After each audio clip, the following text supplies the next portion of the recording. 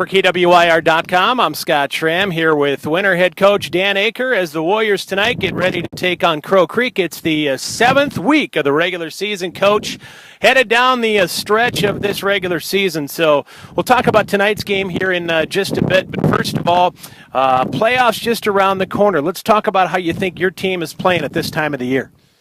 Well, we went through a pretty good stretch there with a couple of pretty tough games, and then Mobridge, I thought that we got outplayed the first half, and that was one thing we were looking for. Are we playoff ready? And I would said after the Mobridge game, not quite. I think we're close, but come out pretty flat, and give them credit. They played us tooth and nail that first half. Thought we responded well in the second half, and played a lot more emotional and a little more physical, and played harder than we did the first half, and finished the game well.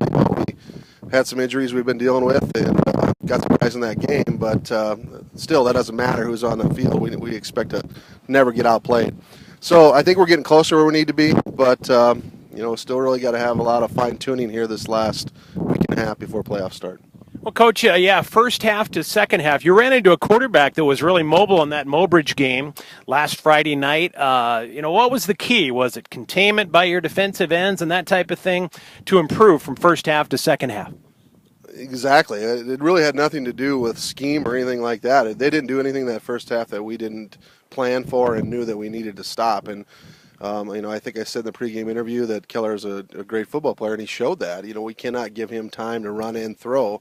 We got to try to make him one-dimensionally. We let him get out in the perimeter. We didn't really hit our drops in a few areas in our secondary and our linebackers, and they made catches and he made throws. So it wasn't so much we're changing anything at halftime. It's guys, do your job. That's what it comes down to. You got to do your job every single play, and they did a much better job of that in the second half.